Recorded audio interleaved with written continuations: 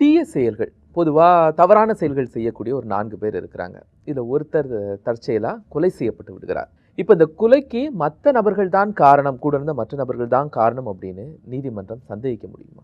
நீதிமன்றம் சந்தேகிக்க முடியாது அப்படின்றது அந்த சூழ்நிலைகள் தான் தீர்மானிக்குது. உதாரணம் பாருங்களேன், மத்திய பிரதேஷில் நல்ல நிலங்கள், விளைநிலங்கள் இருக்குது. பட் திருடனுங்களும் அங்கே அதிகமாக இருக்காங்க. குற்ற செயலில் ஈடுபடுபவர்கள் அதிகமாக இருக்காங்க. காரணம் என்னென்னா, அது சமவெளியாக இல்லாத ஒரு காரணமாக இருக்குது. அந்த மாதிரி இதில் ஒரு உதாரணம், நான் ஒரு கேஸ், ஒரு சுப்ரீம் கோர்ட்டு டிசைட் பண்ண ஒரு கேஸை பற்றி சொல்கிறேன்னே. பகவான் சிங், வீரேந்திரநாத், அவங்க இந்த மாமா ஜக்வார் அப்படின்னு சொல்லிட்டு ஒரு 4-5 பேர் இருக்காங்க.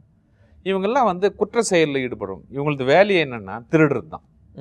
சப்போஸ் ஒரு ட்ரெயின் வந்தாலும் கூட அங்கங்கே நிற்குதான்னு பார்த்துட்டு அதில் திருடுவாங்க. ஒரு ஊருக்கு போவானுங்க, அங்கே திருடின்னு வந்துடுவாங்க. இந்த மாதிரி பல ஆண்டுகளாக இந்த மாதிரி திருட்டு தொழிலையே தன்னுடைய தொழிலாக வச்சுருந்தவங்க. அதில் ஒருத்தன் இறந்து போகிறான். அந்த ஒருத்தன் இறந்து போகும்போது அதுக்கப்புறம் அது போலீஸால் பெருசாக கண்டுபிடிக்க முடியல. அது அப்படியே பெண்டிங்கில் இருக்குது.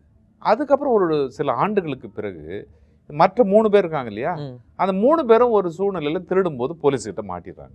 போலீஸ்கிட்ட மாட்டின பிறகு அவங்க போலீஸ் என்கொயரி பண்ணுது, இன்வெஸ்டிகேஷன், விசாரணை நடத்தும்போது இது இந்தந்த பொருள்லாம் இவன் கையில் இருக்குது, இந்தந்த இடத்துல இன்னெல்லாம் திருடி இருக்காங்க அப்படின்னு தெரிய வருது. இன்னும் கொஞ்சம் தீவிரமாக விசாரணை பயன்படுத்தப்படுகிறது. சில mild force is being used அப்படின்னு சொல்ல, சின்னதாக ஒரு அதட்டல் உரட்டல் மாதிரி ஒரு சில வேலைகள். நான் அடிக்கிறாங்க அடிக்கிறாங்கன்னு அர்த்தம், அது ஒன்றும் பெருசாக ஒன்றும் சொல்ல முடியாது. அடித்து கேட்கும்போது அப்போது சொல்லிடுறாங்க என்ன அப்படின்னு சொன்னால், இந்த கொலை எங்களுடைய பங்காளியான ஒருத்தனை, எங்களோட கூட்டில் இருந்த ஒருவனை நாங்கள் தான் கொலை செய்து விட்டோம். காரணம் என்ன, பங்கு பிரிக்கிறதுல அவன் அதிகமாக கேட்டான் அப்படின்னு சொல்லிட்டு ஒரு ஸ்டேட்மெண்ட்டை வாக்குமூலம் கொடுத்து விடுகிறார்கள். இது நீதிமன்றத்துக்கு சார்ஜ் ஷீட்டு போகுது. அந்த சார்ஜ் ஷீட் போகும்போது அந்த கீழமை நீதிமன்றம் அல்லது ட்ரையல் கோர்ட், விசாரணை நீதிமன்றம் இந்த கொலைக்கு இவங்க தான் காரணம் அப்படின்னு தீர்மானிக்கிறாங்க. அதுக்கப்புறம் அது அப்பீல் போயிட்டு ஹைகோர்ட்டில் கன்ஃபார்ம் ஆகிட்டு சுப்ரீம் கோர்ட்டில் போகுது. உச்ச நீதிமன்றம் என்ன சொல்லுதுன்னா, இந்த 3 திருடனுங்களும் நாங்களாம் நல்லவங்க, எங்ககிட்ட ஸ்டேட்மெண்ட் எழுதிட்டாங்க, அதனால் எங்களுக்கு அந்த கொலைக்கு சம்மந்தம் இல்லைன்னு சொல்லிட்டு போகிறாங்க. பட் உச்ச நீதிமன்றம் என்ன சொல்லுதுன்னா, அந்த விசாரணை நீதிமன்றம் என்னெல்லாம் சொல்லியிருக்கு அப்படின்னு பார்க்குறதானே அவங்க வேலை. அவங்க புதுசாக ஒன்றும் செய்ய போகிறதில்ல. பார்க்கும்பொழுது இந்தந்த இடத்துல இந்தந்த பொருளை திருடினோம், இந்த சேட்டுக்கிட்ட தான் விற்றுருக்குறோம், இந்த நகைகள்லாம் இந்த மோகன்லால் சிங், ரத்தன்லால் ஜீத் அவர்கிட்ட தான் விற்றுருக்குறேன்னு சொன்னால், கரெக்டாக அந்த மோகன்லால் சிங் ரத்தன் ஜீத்தை போய் பிடிக்கிறாங்க, அம்மா அப்படின்றாங்க.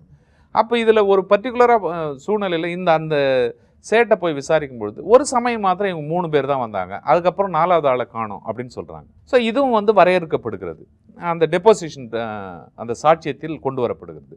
இது போக அந்த மனைவி, இறந்து போனவரின் மனைவி, அந்த ஒரு திருடனுடைய மனைவியும் மகளும் ஆமாம் கடைசியாக இந்த பகவான் சிங்கை தான் எங்கள் வீட்டுக்காரரை அழைச்சின்னு போனார் அப்படின்னு சொல்லி அவங்க ஒரு டெபோசிஷன் கொடுக்குறாங்க, சாட்சியம் கொடுக்கிறார்கள். அந்த சாட்சியத்தை வைத்து பார்க்கும்பொழுதும் திருடப்பட்டு அதன் மூலமாக அந்த பொருட்கள் எங்கே இருக்கிறது என்று அந்த மூலங்கள் கண்டறியப்பட்டு, அதை இங்கிலீஷில் கொராபரேஷன் சொல்கிறாங்க. ஒன்றுக்கொன்று தொடர்புள்ளது.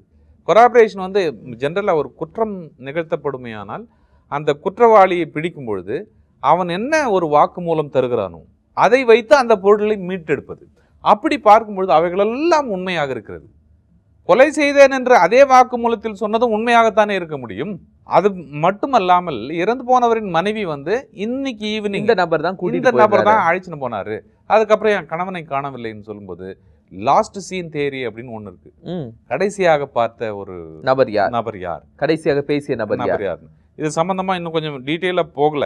இப்போ டையிங் டிக்ளரேஷன் அப்படின்னு சொல்லுவாங்க, அது கடைசியாக என்ன பேசியிருக்காரு அப்படின்ற மாதிரி. இதில் கடைசியாக யார் பார்த்தாங்க அப்படின்னு மனைவி தான் பார்த்துருக்காங்க, இவர் தான் அழைச்சின்னு போயிருக்காரு அப்படின்னு சொல்லும்பொழுது எல்லாவற்றையும் பொருண்மைகள்லாம் ஒன்றுபடுத்தி பார்க்கும் பொழுது இந்த 3 குற்றவாளிகள் தான் அந்த 4வது குற்றவாளியை கொன்றிருக்கிறார்கள் என்பது உறுதிப்படுத்தப்படுகிறதுன்னு சொல்லிட்டு ஜஸ்டிஸ் லோக்கூர் அவருடைய பெஞ்சில் இருந்து தான் இந்த ஜட்ஜ்மெண்ட்டு கொடுக்கப்பட்டிருக்கிறது.